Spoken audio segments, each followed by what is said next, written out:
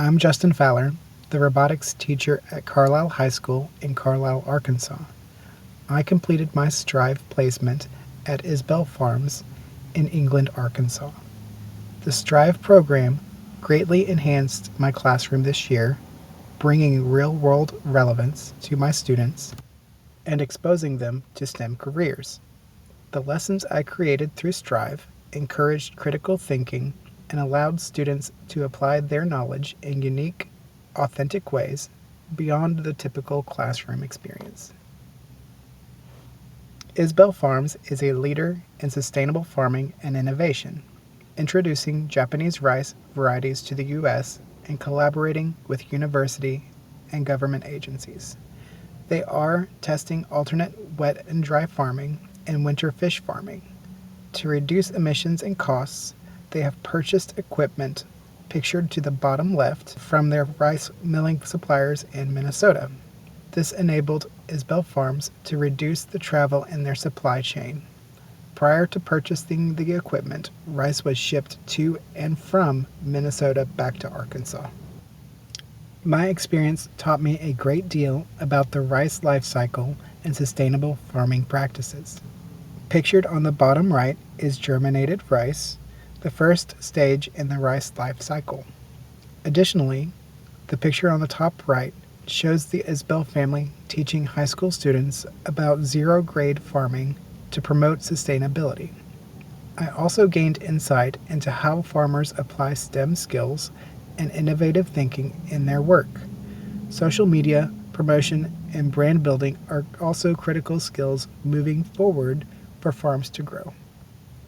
One of the tasks that I did while at Isbell Farms was to research, design, and build a potential solution to water fields remotely. Pictured to the right is an example of a water gate. When open, water can flow from a pipe to the area downstream. This is the task that my lesson is based on. Students were tasked with designing, coding, and building a water gate light board that could be used in a water gate control system. They would learn the skills needed to design and build it. Their goal was to have two lights to display moving the gate up or down when they pressed the right button. Additionally, some students chose to use buttons in a unique way. Other choices students made were to show low water levels, high water levels, and to turn the device off or on. This code would then be built upon in future units. After the lesson, student skills significantly increased.